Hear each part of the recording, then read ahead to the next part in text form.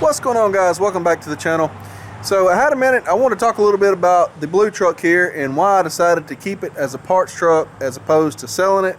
I'm going to go over a few of the new parts and stuff I put on it pretty recently, and then we're going to go to the whiteboard and I'm going to show you the financial aspect of it and the reason I decided to keep this as a parts truck instead of selling it and then buying new parts.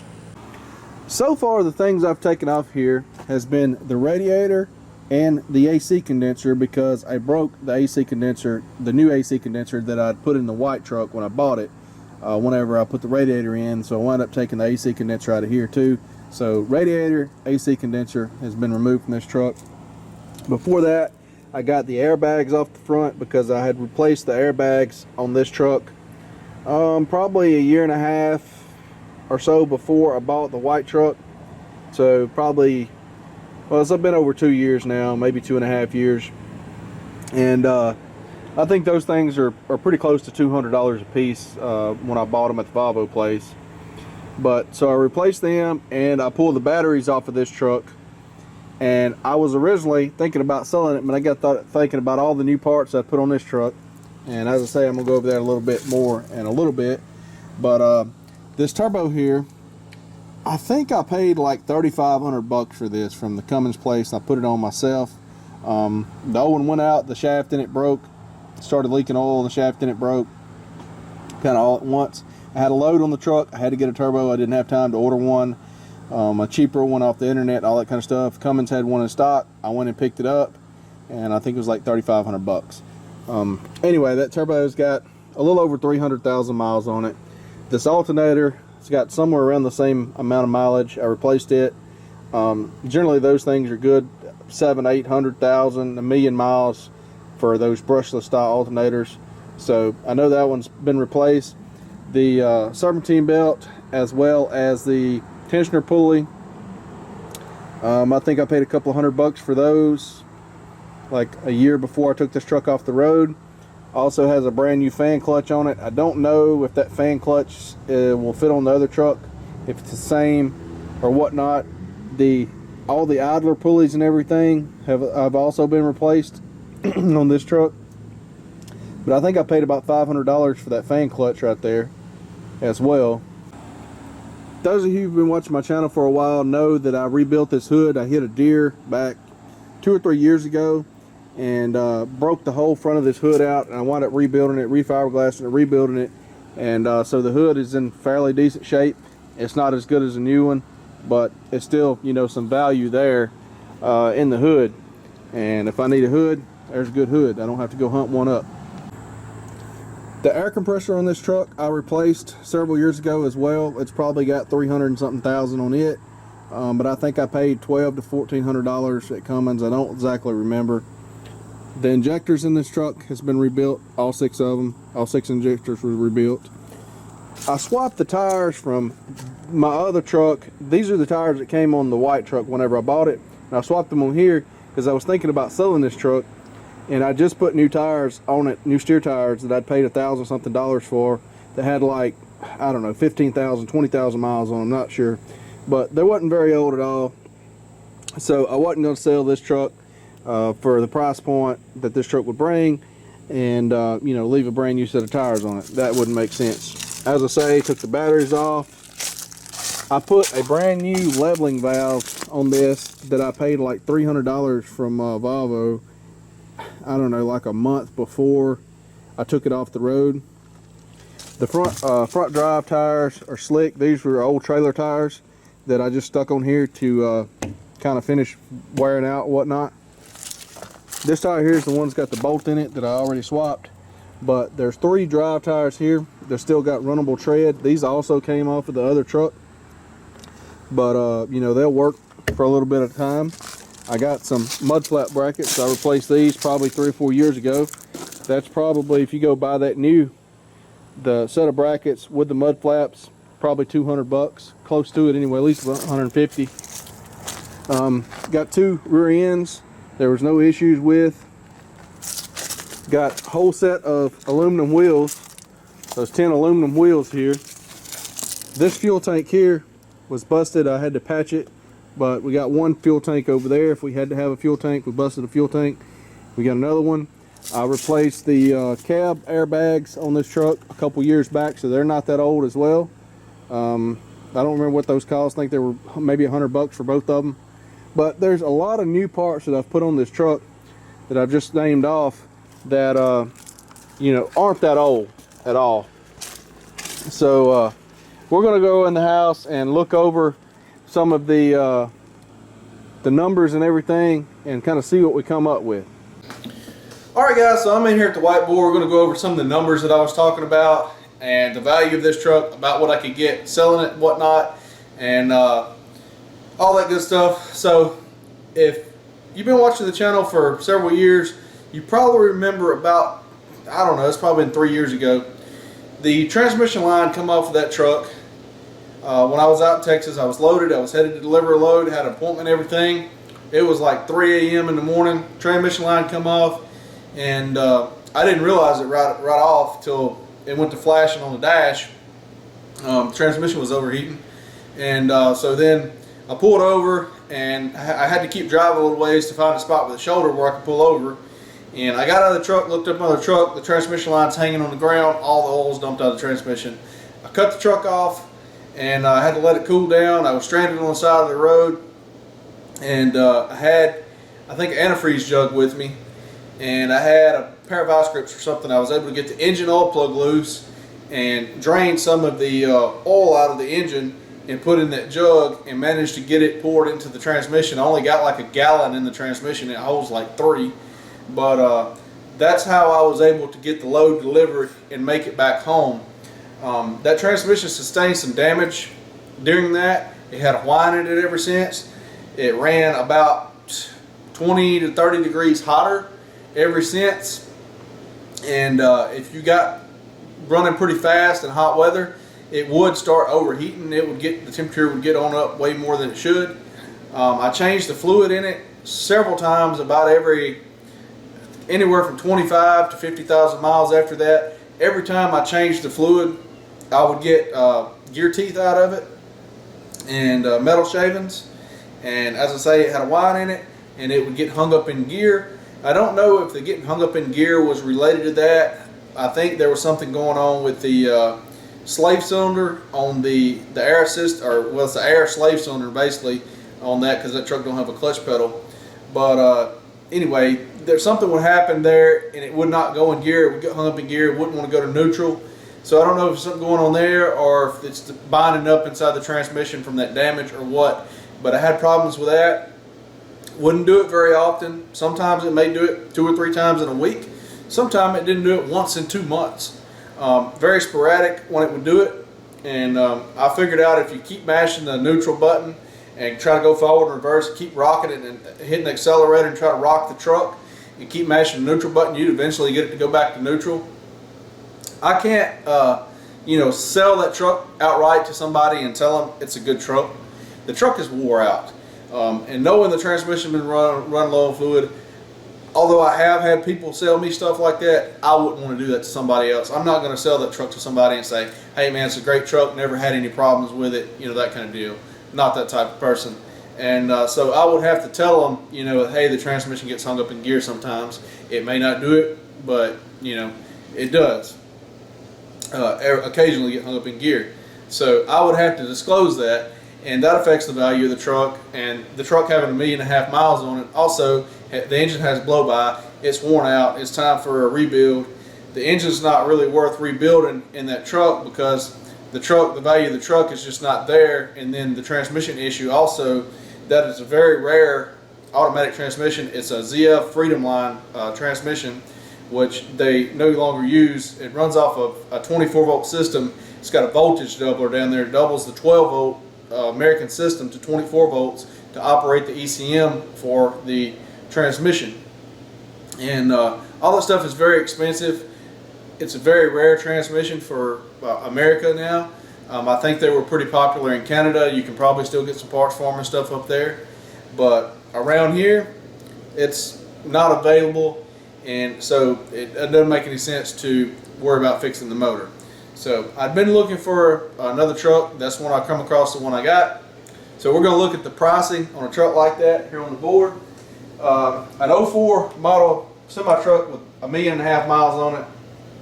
Generally speaking, and this is a wide range, I know, but you're going to look at $4,000 for a truck that, you know, like that's got blow by, you know, needs work done to it to go down the road, up to probably, you know, we're talking short nose trucks. We're not talking about, you know, well maintained Peterbilts or nothing here. We're talking about short nose, like fleet style trucks you can look to buy.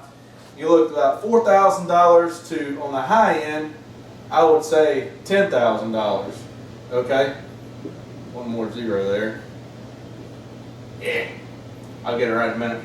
Anyway, so $4,000 to $10,000. That's a wide range. A $10,000 truck, you would be expecting to have no blow by, probably needs some work. You know, probably needs tires.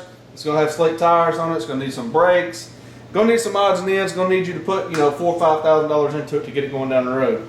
But on a wore out truck, say if this truck had a 10-speed transmission in it, we could change this. Say it'd be worth, I don't know, if it was in the shape it's in, it had a 10-speed or a 13-speed, you know, the value would be probably $6,000 to $7,000, even if the motor needed fixing, because the truck would be, you know, with a common transmission, it would be worth fixing.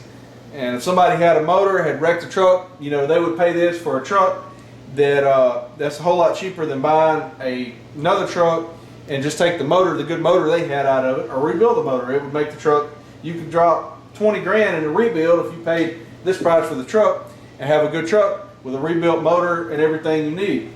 But anyway, generally, when these trucks get old and wore out, as I say, $4,000 to with a wore out motor, we'll just go $6,000. A rough estimate, $4,000 to $6,000. As I say, standard transmission, you're going to be closer to this. With a wore out motor, the truck has a good motor, probably going to pay 10 grand, 9, 10 grand for it, if it's in half decent shape. And if it's got an auto shift in it with a bad motor, you're going to be down closer to this range, maybe $4,500. So what we're going to do, we're going to say that I would start out and post this truck for sale for 5 grand. Somebody would come up and say, hey man, I'll give you $4,500 for the thing. Okay, done deal. I sell the truck for $4,500.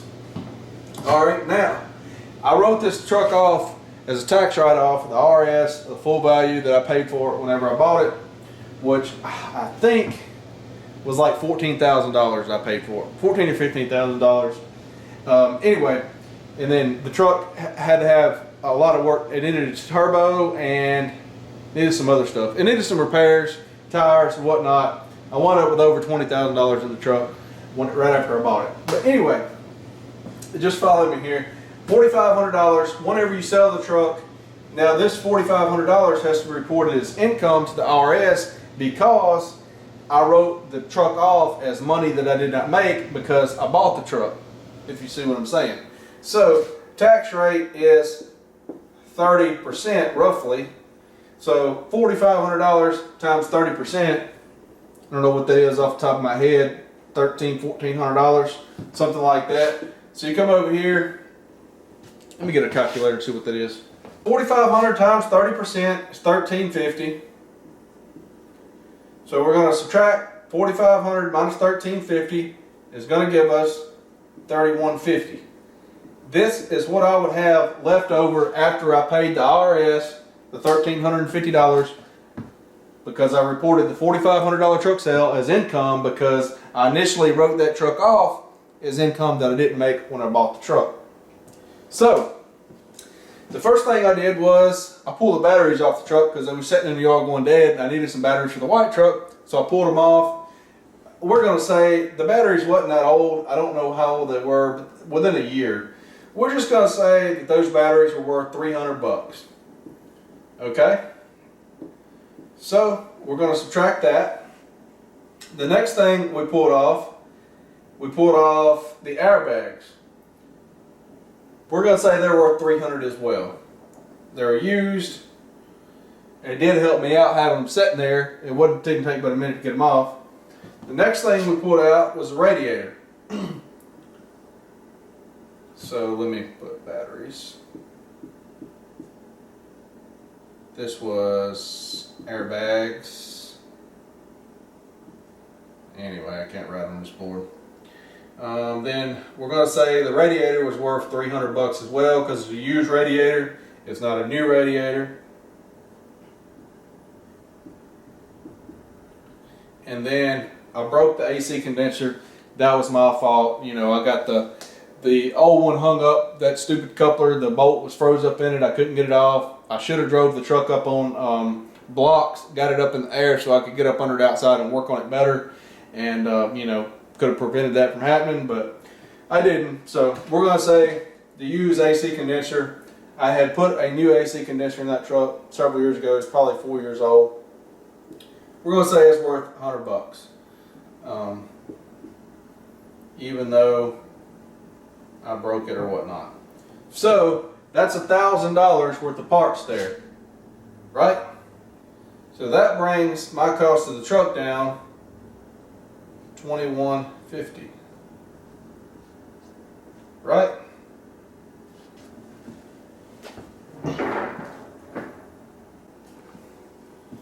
All right, so this is my cost on the truck right now as it sits out there. I hadn't taken anything else off of it.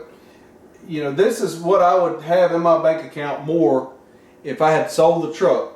Actually, it wouldn't be this much, because these parts here that I wrote old prices for would have been new prices.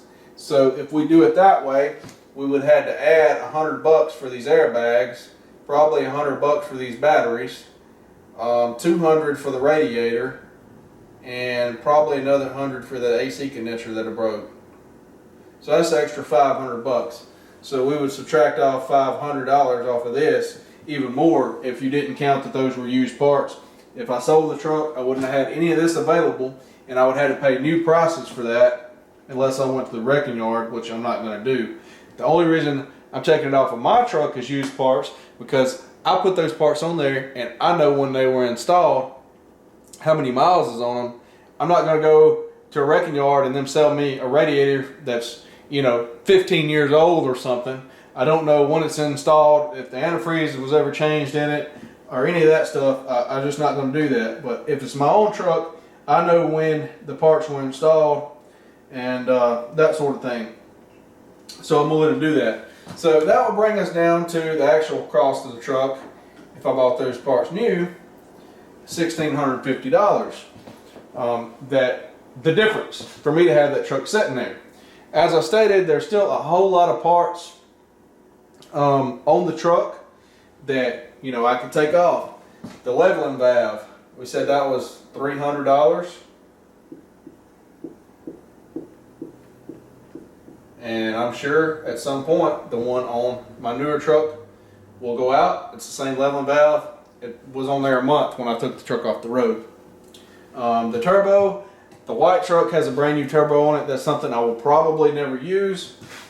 If I do, as I say, I paid Cummins $3,500 for that turbo, which I'm not even going to put that on there. It's used now. It's not worth anywhere close to that. But at the same time, I have it sitting in the yard. If I need it, I don't have to go source one, and it was functioning when I taken it off the road. Those turbos are generally good to 500,000 to 600,000 miles. That guy that I bought this truck from said that one made it about 800,000 miles before it completely broke on the side of the road, and he had to get a new one from Cummins as well. Let's see, what else did I name off that we put on there? The air compressor. Very likely that I won't have to put that on there. The hood, a used hood, even though that hood's been repaired and everything, that hood's probably worth $1,200 on the low side. So we have a used hood. I'm just going to say the value on this used hood is $1,200. If you go buy one at the wrecking yard, they're not going to care if it's been repaired or not. They're probably going to charge you $1,500, $1,600 for it. We're just going to say, because that one's been repaired, it's not, you know, a new virgin hood. It's not the greatest shape in the world. $1,200 for a used hood. So we've already pretty well broke even on what I have sitting in the truck if that were to happen. There's a lot of parts on that truck still. As I say, we got the turbo, We got the hub assemblies on the front. I think those things are $500 or $600 a piece. Those are good. They've been replaced. They're not the original ones. So I don't know what the mileage is on those right off, but they have been replaced. If you break a rear end, we've got 2 rear ends there. They're the same, identical rear end, same number, same ratio. They're both 342s in both trucks. The transmission is obviously not compatible, but the engine is pretty well. Most of the parts on the engine are the same. It's a CM870 Cummins ISX. That one is rated at 500 horsepower. The one in the white truck is at 530. That's all in the computer. That's the only difference as far as I know. I was told that the engine in that blue truck could be turned up to a 530 1850 motor as well. So internally they should be the same. If I were to need some parts, injectors, I don't know if there's part numbers on the injectors and on the injector tips. The difference would be in the injector tip. You could swap the injector tip if you had to. Those injectors, 6 injectors. If you look at rebuilt injectors, probably $300 a piece, something like that, maybe $400 a piece. If you get them from Cummins, I'm almost thinking they're $1,000 or $1,200 a piece for injectors at Cummins. If you want Cummins reman injectors, they're crazy expensive for those parts. But so there's a lot of parts there, and you know, for the money that I have invested in the truck, there's a lot of parts, and the convenience of not having to go and drive and time tied up calling on the phone. Hey man, do you have a part for this? I need it. My truck's down. You know, and driving an hour or 2 hours each direction. You know, gone half the day trying to get a part. I could take one off that truck if I need to get me going, because as I say, I put a lot of new parts on there. I remember whenever the belt tensioner broke, it's a special belt tensioner and belt that fits that truck, because it's a Cummins motor and a Volvo truck. The Cummins motor in, say, an International truck takes a different belt tensioner and a different belt because of the way the accessories are out around there. I drove around. It took me, I think it was the next day, I missed the load because of it. And then I spent half the next day trying to find a belt and a belt tensioner. And then I bought a second belt tensioner and a second belt so that I have one on hand. So now I got one on that truck as well. So I've got 2 on hand if need be because of that. Because the Volvo place only stocks parts for the trucks with the Volvo engine. The International place stocks parts for trucks with the Cummins engine, but the belt, the serpentine belt and the belt tensioner is not interchangeable between the International and the Volvo. So it's one of those deals that's very hard to find. All right, so let's go over a couple more scenarios here. Let's say that I stay in trucking for a good period of time, and I keep this truck here and I continue to get parts off of it. It's pretty obvious to see that the truck will pay off, because this is basically what I would be, the gain that I would have in my account if I'd sold the truck and paid new prices for all these parts here. These were used prices that I put here. We added the $500, just saying that right here, each one of them, if I had to buy these parts new instead of a used price at a wrecking yard. So that's where we came up with the $1,650 that I would have. So basically for $1,650, that's me selling this truck at $4,500 time I paid the RS and the parts that I took off of it. I've got $1,650 in the truck sitting there. Now, it's pretty easy to see if I stay in trucking that I can come out on that. I mean, I got 3 drive tires I can still run. I've got 2 steer tires that I could run, not for steers, but I could put them on a trailer or drive tire. They still got you know, good tread on them, but they're cupped out, dished out. I would not put them on a steer. It's not worth it for the safety. But as far as a drive tire or a trailer tire, you know, you could run them on there for several thousand miles probably, and wear some of that tread down, and they'll wear back flat and whatnot. Several other parts on there that can be used. Steering drag linkage, I put a new steering drag link on there and stuff. Not too long, probably a year and a half ago, I put that new steering drag link. I think that thing was like 300 bucks or something. I don't really remember. But a lot of parts on there. If you need even something, you know, a power window motor or door glass or any of that stuff, it's all expensive and it's all right there that all I got to do is swap it. So it's pretty easy to see the math numbers work out. But let's just say that I decided I want to get out of trucking tomorrow. I'm tired of it. I'm fed up with all these people on the road. I'm just done. I want to get out of it. Well, let's look at that scenario, because I always like to look at that scenario as well and not just look at, hey, for the next 10 years it's going to work out. I want to know short term, what's my obligation short term, if this is going to work out. So I would be out. This is where I'm at in the truck right now, $1,650. I can bet you money that I could sell this truck for somewhere between $1,500 bucks, $2,000. Let's just say $1,500 bucks. Okay? Let's say I sell the truck. I want to get out of trucking. I don't need this parts truck no more. It's just junking up my yard. I got to cut grass around it. I'm selling everything. I'm done. I'm going to do something different. Okay? So let's just say I sell the truck for $1,500 bucks as a parts truck for somebody that needs parts off of one.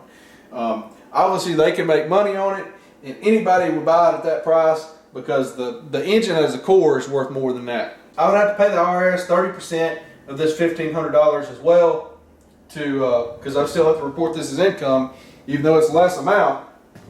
I still have to report it. So if I did this 30%, that would be $450. I'd have to pay the IRS. So I would bring in $1,050, and I would be out $600 basically. If I sold it right now for $1,500 bucks, paid the IRS $450 of their money, I'd be out $600 bucks. So that's the way I looked at it. That's the reason I decided to keep it as parts. You know, it doesn't matter whether I, you know, say, hey, I'm done with trucking tomorrow. I'm getting out. I'm selling the thing for parts, $1,500 bucks. Somebody would come and get it for that price. You can bet money on it, and you know, I could make more money off of it if I wanted to. If I just said, well, I'll pull the motor out, I'll sell the motor to somebody's rebuildable core.